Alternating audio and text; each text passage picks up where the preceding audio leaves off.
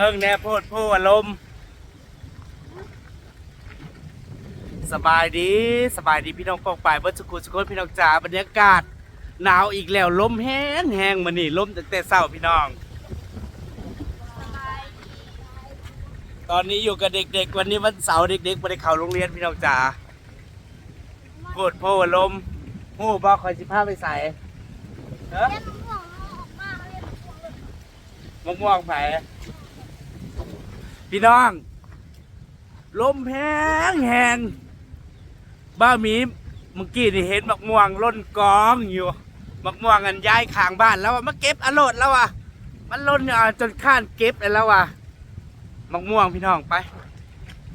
เดี๋ยวสิพาเด็กๆไปเก็บมะม่วงเนาะพี่น้องเดี๋ยวสิพาไปเบิ่งมะม่วงเป็นตาเสียดายมะม่วงตั้งแต่ล้มมันนี่ล้นหลายรอบแล้วตอนน่ะช่วงน่ะมันยังน้อยเนาะกำลังพอกินล้มมาแล้วเก็บ4 ถังถังสีมาเบิ่งมานี่เมื่อกี้ได้เห็นแล้วอันอยู่หน้าบ้านแล้วมาเก็บอันในมะม่วงเพิ่นว่าเบิ่งแน่พี่น้องอยู่ไหนพูนบ่มีใส่เบิ่งเห็นบ่หมากม่วงพูนอันนี้ของยายข้างบ้านเก็บเอานี่พี่น้องมะม่วงแล้วก็ยวนติดทางอย่างสิละนี่มะม่วงแล้วก็หอยเต็มจนนี่ดกแต่ละต้นเนี่ยดกเป็นตาเสียดายเขาได้พูดไปเขาพังนั้นเบิ่งในมะม่วงเพิ่นนี่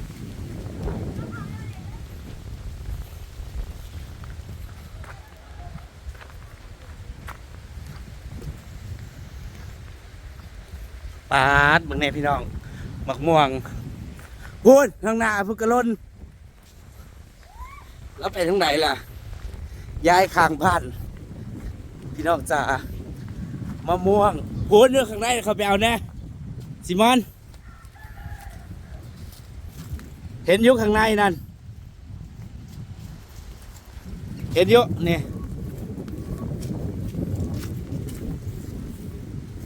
พี่น้องเดี๋ยวบ่มีใส่เบิงหมากม่วงแล้วนะเบิงเนี่ยอันนี้จะเป็นหมากม่วงเคลื่อนหมากม่วงอย่างหมากม่วงแก้วเนาะแต่บ้านมันมีหมากม่วงคำมึงเนี่ยดกโกนโพนอยู่บางแน่นี่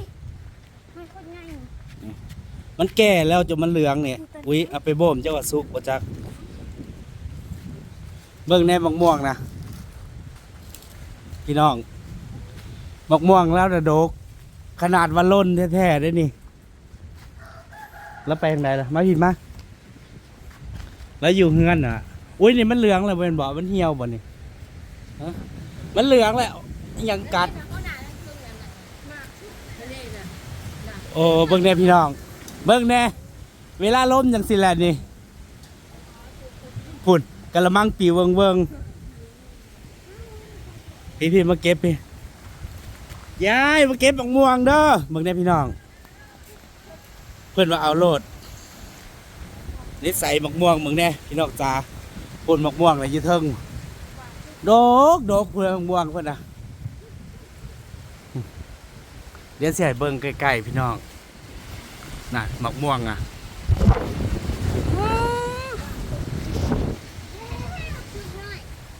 เก็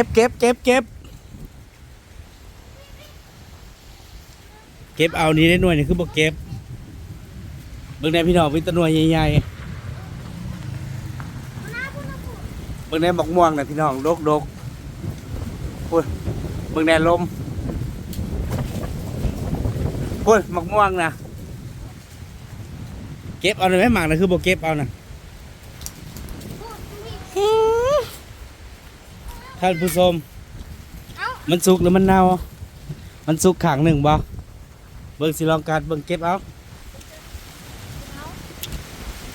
น้องหวานเลยนะครับทำเอาถือเอาเนี่ย นี่นะหน่วยนี่คือบ่เก็บนี่เห็นอยู่พูนเห็นอยู่หน่วยใหญ่นะมันแตกบ่มันหล่นลงมามันแตกมันมีตัวหน่วยใหญ่พูนพี่เป็นตาเสียดายเนาะยายมันกำลังแก่เด้กำลังเหลืองอืมท่านผู้ชมเจ้าของเราสะอ่อนพี่เห็นเยอะนี่เก็บเอาพูนล่นกล่องอยู่มาเก็บท่านผู้ชมเมื่อได้มะม่วงแล้วนะ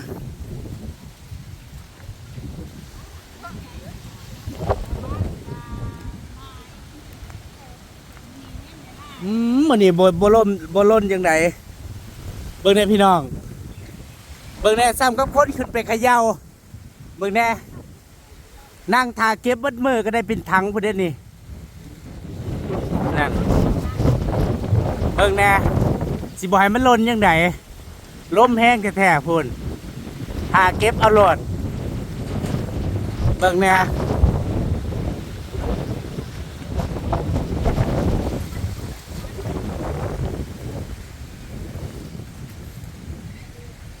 โพดโพมันหล่นเนาะมันในหมกม่วงเราเนี่ยพี่น้องนี่อันนี้คือหมกม่วงเราเนี่ยเห็นบ่ขนาดนั้นเป็นโดกแล้วมันหล่นส่วนน่ะเก็บเทอร์ซีทั้งหาทั้งมึงแน่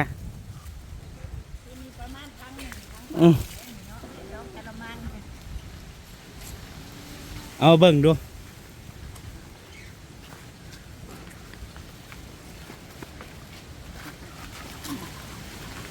เบิ่งในหมกม่วงนะพี่น้องคอมันกำลังแก่เนาะเขียวแหละนี่นะนี่มันอยากแก่นี่มันแตกพี่น้องจ้าตกถือขีดนี่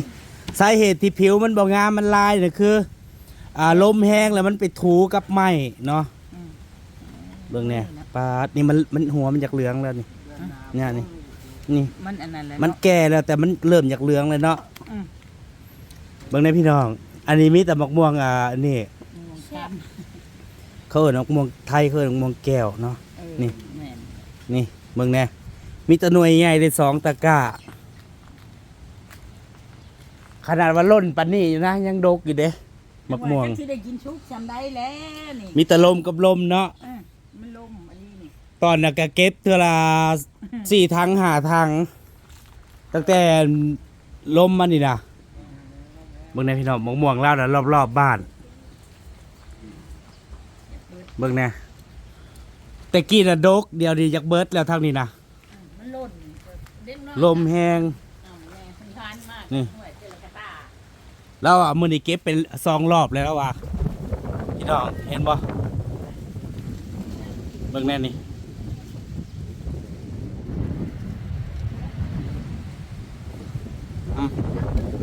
ลมนั่งทาเก็บเอาก็ได้มันตกลงมาบางทีมันก็แตกมะม่วงหลายเบิ่งแน่พี่น้องลมเห็นบ่ลมเบิ่งแน่มะม่วงแล้วนี่บ่ล้นยังได้ลมแห้งกับลมแห้งพุ่นซ้ำกับคนเขย่าอรดเนาะแท้จริงมะม่วงน่ะดกมันหล่นแต่มะม่วงก็เป็น2 รอบ 3 รอบปีนี้พุ่น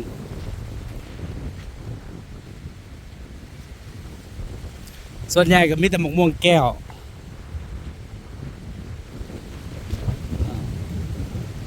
ท่านผู้ชมเสียดายมะม่วง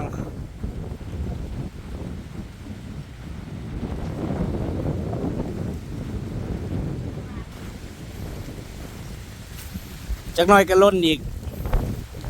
เบิ่งแน่ขนาดยวนข้างเนื้อแท้ๆยังล้นกล่องอยู่ไหมเสียดายมะม่วง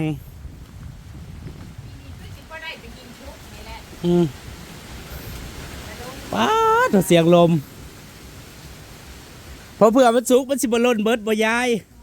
จักเลยเด้อ ไอ้ว่ามาถือ อันนี้ล่นล้มแห้งมา3 รอบ 4 รอบแล้วล่นเนาะ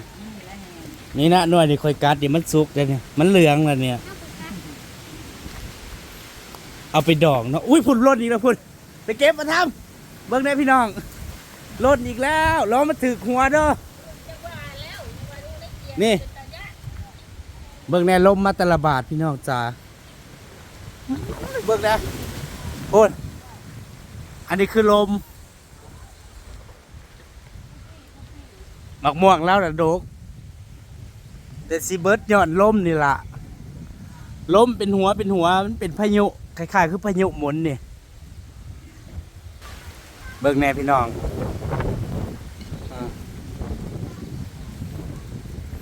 หมักม่วงแล้วหลายแล้วปลูกรอบๆบ้าน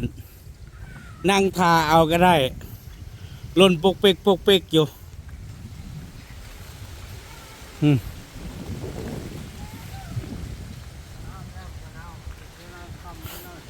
หนาวอาบน้ำเตเวน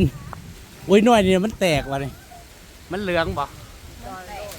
โอ้ยเดี๋ยวตกอีกแล้วนะทำล่นอีกแล้ว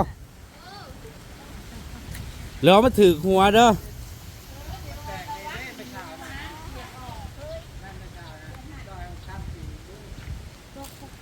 ตัวเอาบังดูทำบ่เรื่องนี่บ่มีบ่ เบิ่งในพี่น้อง โอ้ยมันก็แตก เป็นตาเสียดายหมกม่วงถามว่าเอาไปกินสมกับให้สิกินเบิร์ดมันหล่นหลาย เวลามันหล่นหลายๆแล้วเอาเก็บไปแจกเขาเจ้า ตอนนั้นเอามาให้กับเอามาให้ทางหนึ่ง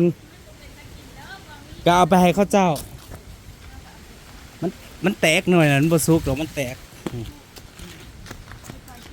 เอาเบิ่งดูมันแตกมันบ่แม่นมันสุกมันแตกนี่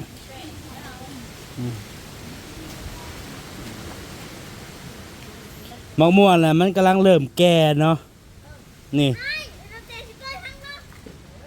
เบิ่งแน่มันหล่นมาแล้วมันแตกเป็นตาสิได้มะม่วงลายแล้วปีมันหล่นกระดอก เนาะ ท่านบ่เศร้าลงนี่มันอื่นจะสิจำได้อีก มื้ออื่นยันคันลมแห้งแบบนี้ก็เบิดต้นพอดี ไหนเนาะบางตื่นแต่ที่เด้ขาวจังผ่านนี่แถว เนาะ นี่เหลือห้วยเบิดละ ขนาดนั้นเป็นดก ถ้าปกมันน่ะถ้าใช่แม่ที่อ่ะ ปีใดมะม่วงมันดก เวลามันสุกเราอยู่ใส่รถเข็นไปให้เทอละรถแล้วก็กินบ่หวาดบ่ไหวแล้วว่ะแต่ว่ามะม่วงบ้านเฮาผัดมันบ่มีผู้ซื้อเนาะ บ่ มันล่นกล่องก็ล่นซื้อๆพี่น้อง เอาไปให้งัวกินเบิดหัน งัวแหละ มันบ่มีผู้ซื้อเพราะว่าอยู่ไสก็มีมะม่วงช่วงฤดูมันเป็นเนาะในลมน่ะเดี๋ยวบัดเงียบเดี๋ยวก็มาเสียไปเฮ็ดจังได๋ละหลายปานนี้ ใช่แล้ว กินก็บ่หวาดบ่ไหวเด้ หมากหนึงก็เพื่อสิเมิดเนาะ โอ้ยหมากมีแต่หมากใหญ่ๆท่านผู้ชมเสียดายเบิ่งในลมน่ะเดี๋ยวก็ล่นอีกนี่เบิ่งในลมมาแต่ละบาทพุ่นซ้ำกับลมพายุ ตัวฟาดบางเดือนน่ะเมิด นั่งเฝ้าเอา เดี๋ยวก็ล่นปุก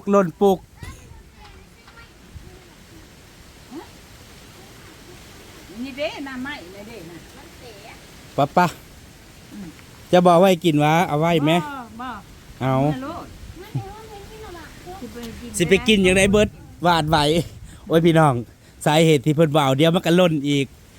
เมื่ออื่นเนี่ยเตรียมมาเก็บโลดเบิ่งในลมน่ะ ทำที่เอาอีกแล้ว คันลมอีกมื้ออื่นนี่มะม่วงนี่เบิดนะท่านผู้ชม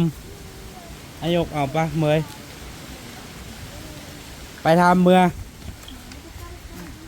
เดี๋ยวมื้ออื่นจะมาเก็บใหม่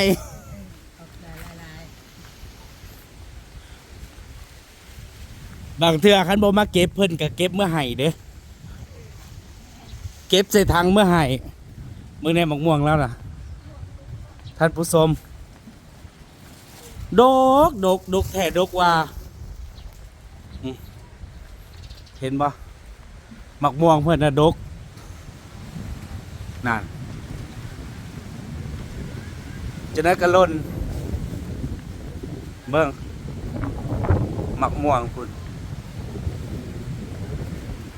ดกนั่นเด้หน่วยนะอุ้ยมันแตกบ่นะพี่น้อง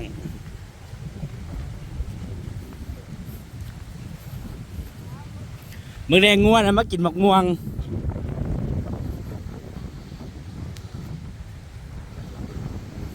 เวลามันหล่นลงนะงัวกินเด้นี่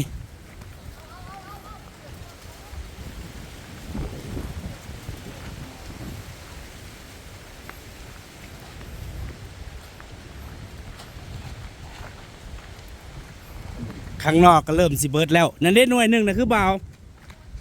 งัวกินแล้วปะปลามันกินซะ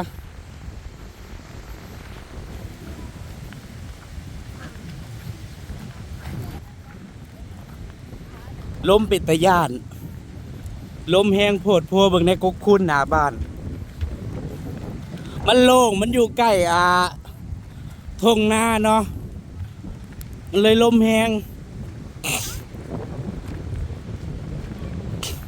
พุ่นเอาไปหายายลี่พุ่น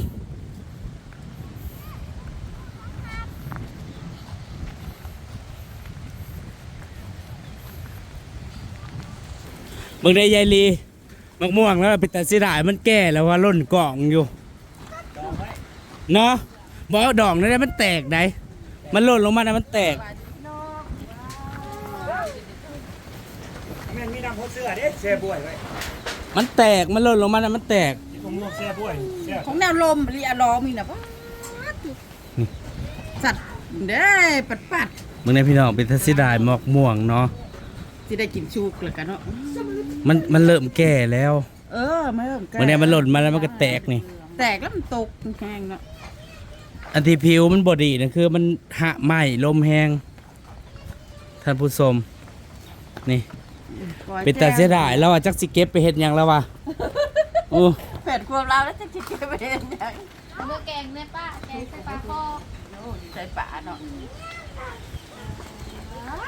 ไปต้มคือมาพัก เอาไปกอยปลาแดกกินมานี่ไปกอยแจวมากินหมกม่วงสิบอนเมื่อได้พี่ลมนะพี่น้องจ๋าเดี๋ยวมาฮอดนี่บ่มีกันสิขอเก็บภาพบรรยากาศในเพลงตัวนี้พอกันคลิปหน้าพี่น้อง เดี๋ยวเสียมคำไปเก็บใหม่นั่งเฝ้าแป๊บเดียวปกแป๊บเดียวปก ไปแล้วพี่น้องสบายดี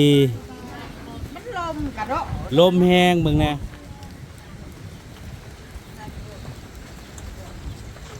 เบิ่งในพี่น้องลม